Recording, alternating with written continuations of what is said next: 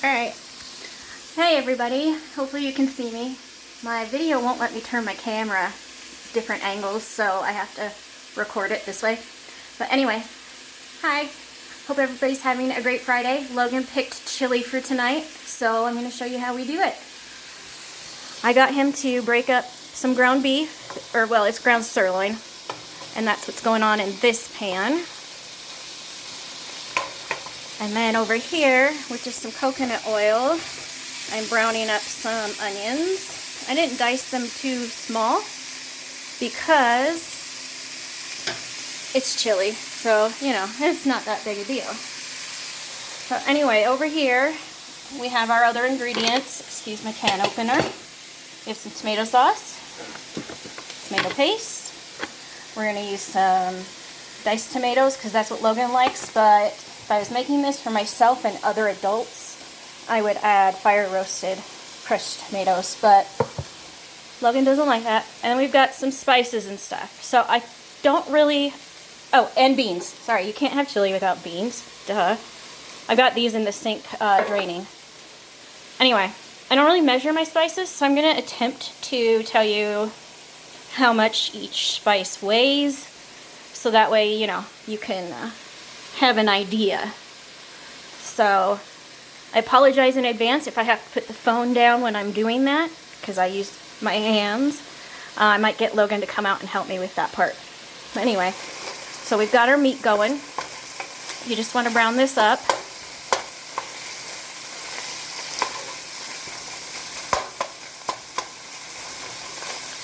So I know chili traditionally doesn't have meat in it, but this is how we ate it growing up. So my mom didn't use those kind of spices that I'm going to use though. She used one of those seasoning packets. And that's what I always used when I cooked this for friends in high school. In fact, I had a few boyfriends fall in love with me because of my chili. Yeah, toot my own horn there. But when my kids are younger, I started experimenting with different spices, and I came up with this recipe. And that's what I'm going to teach you today. Now you could add peppers to this as well. Just dice them up real small, put them in with your onions to kind of caramelize the onions and, you know, cook the peppers a little bit. I would recommend like a red pepper for chili. But yeah, you can see I'm letting them get a little bit brown, but I am going to turn this down. So, because we don't want our onions to be wimpy. We kind of want them to have a little bit of a bite to them, if you know what I mean. If you don't, I'm sorry. Sorry. Okay, so our meat is just about done, so I'm gonna holler at Logan. Excuse my hollering, but I really don't think you want to walk down the hall with me. Well, maybe you do. We'll just do that. We're walking down the hall. Yeah. Hey, Lokes. Could I get you to help me with the camera while I do the spices? Sure, give me a second. Okay. He says give him a second. Back down the hall. You like my tower of water? Alright, here we are. I'm going to turn these onions off because I think they're just about ready to go in the meat. I'm going to remove them from the burner. And set them here. Sorry. This is my green tea drink that I drink every day. Not sponsored, it's Sam Bazan. Yes, I know it's a plastic cup and a plastic straw. They're BPA free, so they break down easier. Alright, I'm going to get Logan to hold the phone for me and focus in on this part. So, the first thing we're going to do is brown sugar. This we won't need that for. So we can pan over to my pan. You're going to take a spoon, or a tablespoon, and just put, I don't know, tablespoon or two of brown sugar in there. If you're making it for kids, used to, they'll thank you. You want to stir that in first. That gives the meat kind of a sweet flavor. It takes some of the heat away. So next we're going to pan back over here. Oh, one more thing. Garlic powder. I don't measure this either. Just pour a little bit in there. I don't know if you can tell how much that was. It wasn't a whole lot. Alright, stir it. You could use regular garlic if you wanted. I don't. So, let's see. Chili powder is our next spice. This is the one you're going to want the most of. Take off my ring. Alright. Let's get this. Come on. Oh, don't tell me my scale's not going to work now.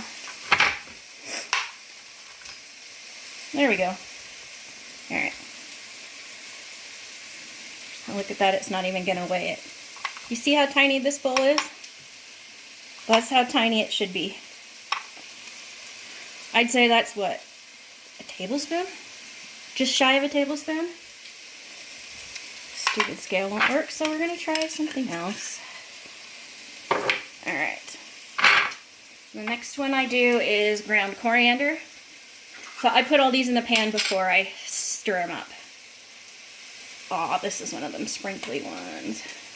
Ugh. Let's see if I can get it off of there. Alright. Oop, too much. I'd say half a tablespoon. Maybe even 1/4 of a tablespoon of that.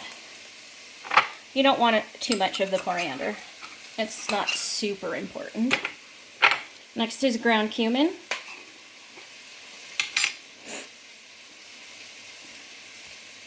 You want to take about as much as you took of the coriander, so, 1/4 of a tablespoon.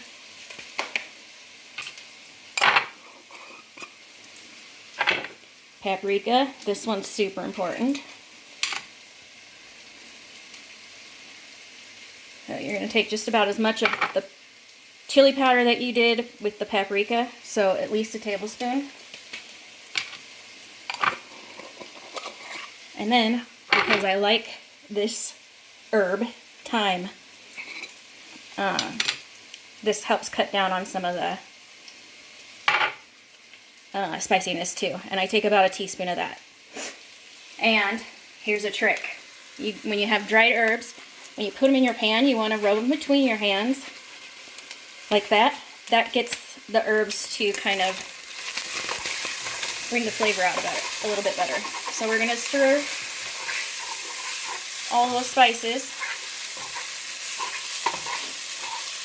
And it should be very aromatic. You can always adjust your spices after you get your sauce going. We're going to add the onions in there, like that. Alright. After I get the beans in here, then I can, whoops, sorry guys, that was loud. After I get the beans in here, then I can take the camera back from you. Alright. So we got our kidney beans, and they're going in. You always want to drain them from the juices in the can, and then rinse them off real good. So we're going to give that a minute. Put that back in the sink. We will thank Logan for his help. Whoops. Thank you, Logan. And you're going to let your beans and your meat kind of cook together for a minute or so. Not too long, but just, long enough so that you can pop open your diced tomatoes. You do not need to drain these. This is hard to do one-handed, let me tell you. Should have had him stay for that too. Alright. The onions have my allergies going. Woof. So sorry for the sniffles.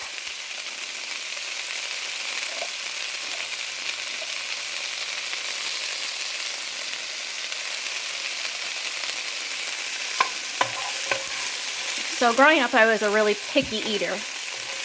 My mom did not put onions in this. She used chili beans instead of kidney beans. I think there was like 5 meals for dinner that I would eat, and that's about it. I'd eat chili, I eat beef stew, Swedish meatballs were my favorite. And of course, steak or chicken, you know. And that's about it, I think. Can't remember anything else that I liked to eat back then. I grew up pretty poor. I mean, we had money when I was young, but when I was about 9, my mom became a single mom again, and, you know, single mom, one income. Granted, it was just her, me, and the dogs, but we didn't have a lot of money, so a lot of the meals she made was, you know, fairly cheap to get the ingredients for, so, you know, the only downside was I was so darn picky. But because we were so poor, at the end of every month, for like the last week, we had a lot, and I mean a lot, of macaroni and cheese, Kraft macaroni and cheese for dinner. Sometimes we'd add hot dogs. I remember actually pouring ketchup on it every once in a while, just, you know, for variation. And we had a lot of peanut butter and jelly at the end of the month, too. So, things were tight, but it was, you know, it was nice. And it helps me learn how to cook. So, now you're going to add your tomatoes. Now that your beans have had a chance to kind of cook a little bit. And like I said, you can also do, if I was making this for, you know, friends or guys or whatever, you know, family, and not my children, who are both, well, Logan's not super picky, but Lily is very picky. She's worse than I am.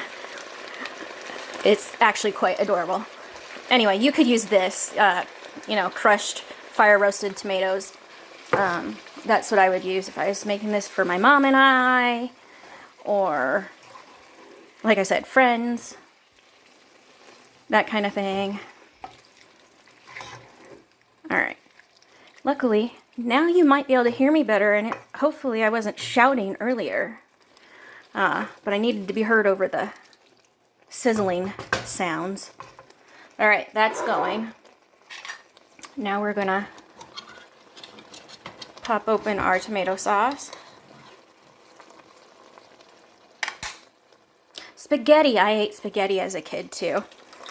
Although it wasn't my favorite. Growing up, I was never a fan of pasta. Sorry, I had to grab that. I think because it upset my stomach. Because, you know, we didn't know that I needed to be gluten-free.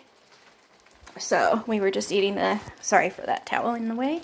So, we were just eating the cheap, you know, pasta.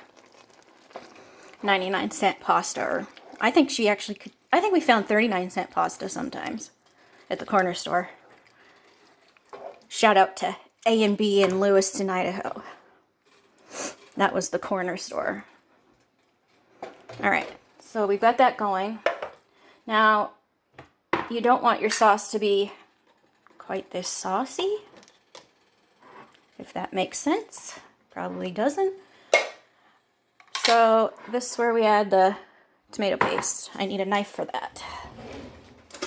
Sorry, you just got a view of my floor. Bet that was exciting.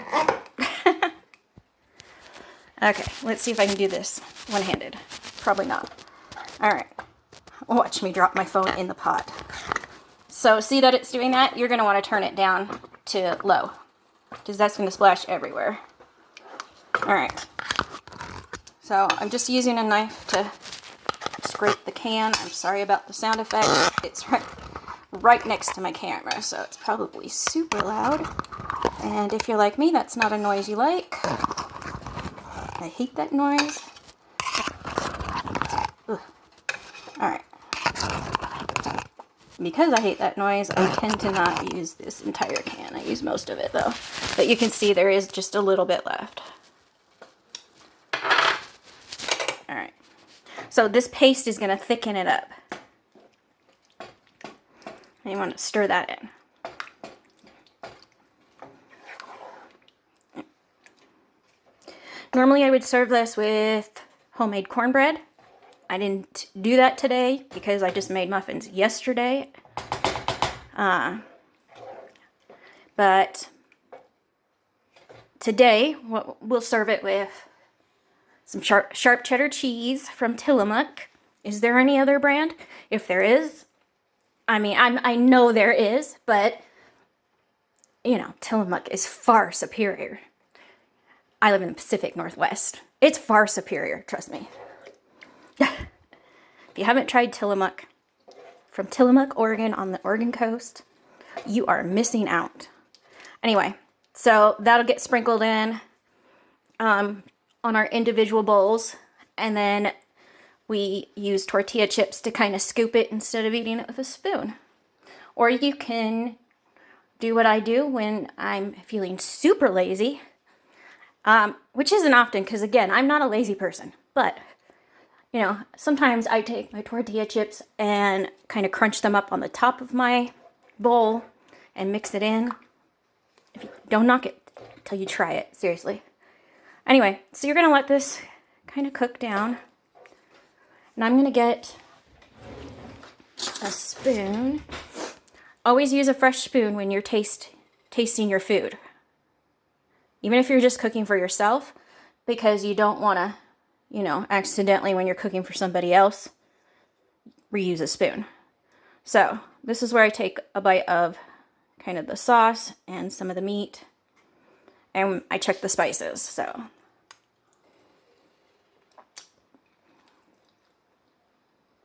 perfect. Got the spices perfect. All right. So we just bring that up to a good heat. You know, depends on how warm you like your food. If you like it, sorry, that was really loud. That was the brown sugar. If you like your food really hot, then you would probably cook it for another 5 minutes on low.